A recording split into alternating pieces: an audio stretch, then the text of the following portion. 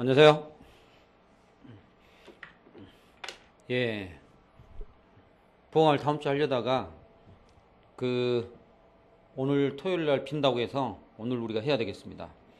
열심히 나가야 되니까 또 해야죠. 334로 가서 334로 가보시면 법규명령의 통제편 그게 나올 거예요. 자, 법규명령을 통제한다고 돼 있습니다. 근데 내용은 아주 중요합니다. 법규명령의 통제편.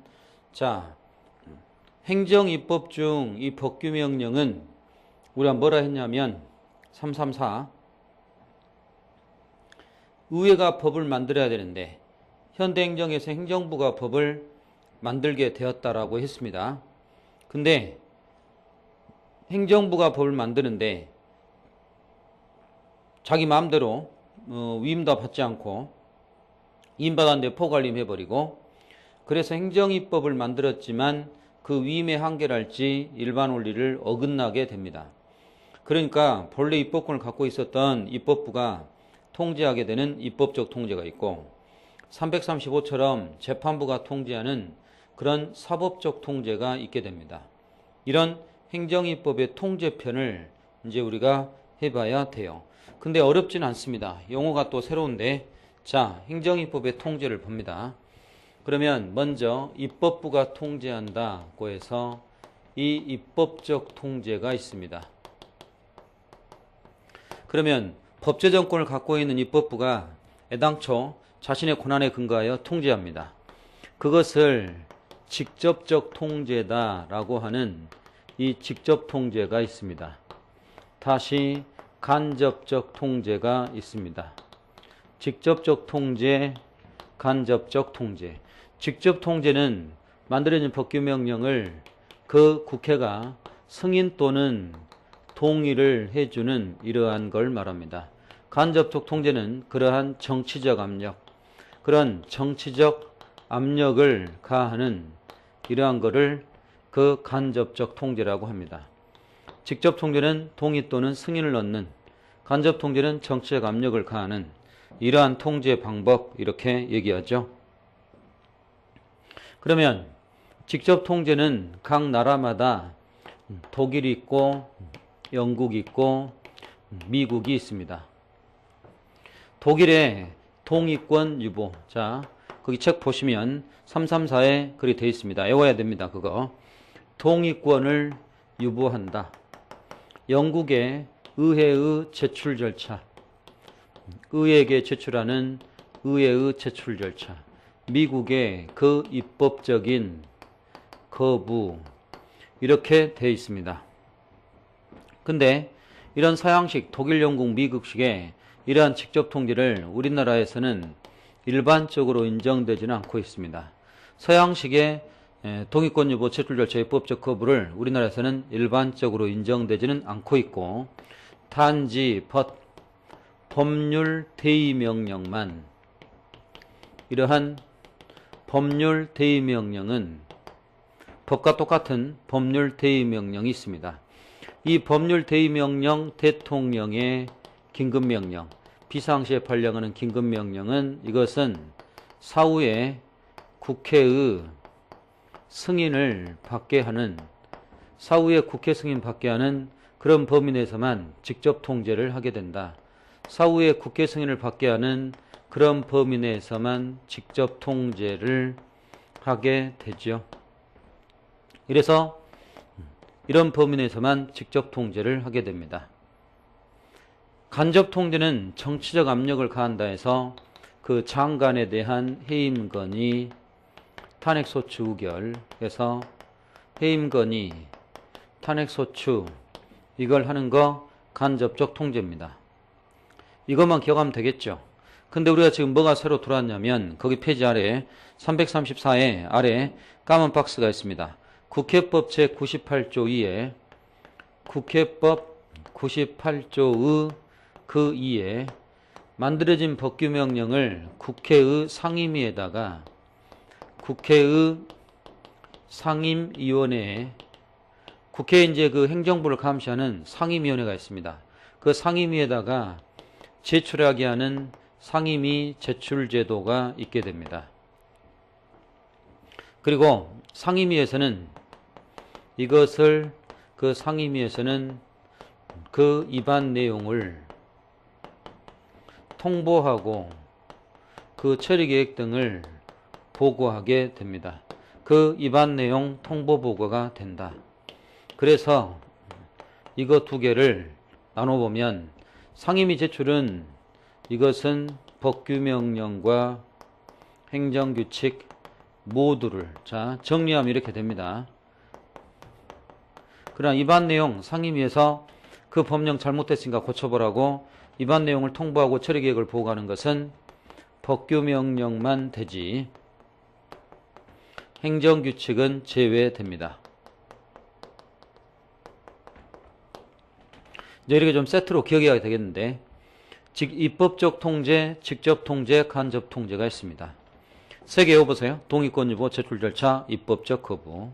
우리나라에서는 서양식의 입법적 직접 통제 인정하지 않고 있습니다만은 법률 대의 명령, 긴급 명령 이런 것만 사후 승인을 통해서 예외적 직접 통제를 하고 있습니다. 만들어진 법규명령을 국회법 제98조 유형에 의하여 국회 상임위에다가 제출하는 상임위 제출 제도가 있습니다. 또 상임위에서는 그 위반 내용을 통보하고 처리 계획 등을 보고하는 이런 것이 있습니다. 그래서 이 법규명령, 행정규칙 이렇게 나누어지죠. 상임위에 제출하는 것은 모두 다 제출하지만 상임위에서 그 잘못됐으니까 고쳐봐라 위반 내용을 통보하고 보고를 하게 됩니다. 그것은 법규명령만이지 행정규칙은 제외된다. 이렇게 얘기를 하죠. 그래서 334에 그 직접 통제가 있고 거기에 기억, 니은, 디귿번 그렇게 되어 있죠. 그리고 동그라미 2번, 아래 3번 그런 것들이 정리되어 있습니다. 그 아래 국회법 제98조 2조항을 분석해 보면 이렇게 됩니다. 국회법 제98조 2항을 한번 읽어보면 1항 중앙행정의 장은 법률에서 임한 사항이나 법률 집행하기 위해 필요한 사항을 규정한 거기는 이제 대통령, 총리령, 부령, 훈령, 예규, 고시, 재개정 폐지된 때 10일 이내 국회 소관 상임위에 제출해야 한다. 그럼 거기서는 대통령령, 총리령, 부령이니까 법규명령과 훈령, 예규, 고시니까 행정규칙을 모두 포함합니다. 그런데 3항 내려가 보면 상임위원회는 위원회 또는 상설 소인의 정기 개최하여 중앙행정에 제출한 대통령령, 총리령, 부령, 법률 위반들인 여부 검토하여 법률의 취지 내용이 합치되지 아니하다고 판단된 경우에 소관 중앙행정기관장에게 내용을 통보할 수 있다. 그래서 통보할 수 있고 통보받은 그 기관은 처리계획 등을 지체 없이 상임위에게 보고하여야 한다. 그렇게 돼 있죠. 그래서 상임위 보고는 3항의 두 번째 줄 대통령령, 총리령만 되지 행정규칙 이런 건 제외되고 있다는 걸 아시고 그걸 정리하면 이렇게 된다는 걸 아시기 바랍니다. 자, 3, 4, 5로 가서 4번이 이 내용이고 4, 5번, 쌍거로 2번 간접 통제가 있습니다. 해임 건의, 국정감사 조사 이런 것들은 간접적 통제를 한다고 하죠. 그리고 3, 3, 5에 사법적 통제라 해서 재판부가 통제하는 이 사법적 통제가 있습니다. 그러면 재판부가 통제하는 이러한 사법적 통제를 보면 자, 우리가 이제 그 재판 통제를 좀 봐야 됩니다. 의회가 어떠한 법률을 만들었습니다. 근데 그 법에 근거하여 행정부라는 기관은 이에 따라 처분 내리고 강제를 하게 됩니다. 마지막 사법부는 이 법에 따라 재판을 하게 됩니다. 근데 이 법이 의회가 법을 제정했습니다. 의회가 법을 제정하면 이 법은 의회 스스로 폐지하기 전까지는 그 누구도 이 법을 손댈 수가 없습니다. 법이 악법이다. 근데 이 악법이니까 행정부는 이 법을 안 따르고 처분해버려 그럴 수가 없습니다. 법대로 해야 됩니다. 그 다음에 이 법이 악법이다. 판사는 이 법을 무시해버리고 재판한다. 그럴 수가 없습니다. 반드시 법대로 재판해야 됩니다. 사법부가 재판할 때 법대로 재판을 해라. 그러면 판사는 재판하는 판사는 법률은 내버려 두고 그에 따라 누군가의 이 승패소를 얘기하게 됩니다. 그래서 법률은 내버려 두고 누군가의 승패를 결정하는 것, 이런 것들이 사법부의 역할입니다. 법률은 내버려 두고 그 승패를 결정하는 거, 이게 사법부 역할이고, 근데 오늘날 현대사에 와서 제4기관이 있습니다. 제4기관인 이 헌법재판소가 있죠. 제4기관인 헌법재판소가 의회가 만든 법을 헌재가 스스로 개입해서 위헌 결정을 해버립니다. 그러면 이 법률을 위헌 결정해버리면 그 법률은 사라져버립니다. 법률에 대한 위헌 결정, 그러면 그 법률은 소멸되겠죠. 그래서 개인의 권리가 구제됩니다. 악법은 법이 될 수 없다. 내용도 정당이라 하면서 헌재의 개입이 허용되고 있죠. 헌재가 법률을 위헌 결정해서 사라지게 해버리면 이걸 보고 뭐라냐면 규범통제라고 합니다. 이러한 것들을 규범통제 절차, 이렇게 얘기하죠. 규범통제라고 얘기합니다. 법률에 대한 위헌 결정 절차를 규범통제. 자, 그러면 법률을 헌재가 사라지게 해서 결국은 없애버리는 강력한 통제권을 오늘날 헌법재판소가 행사하게 됐다는 걸 아시고, 이걸 바탕으로 해서 규범통제의 내용을 한번 해봅니다.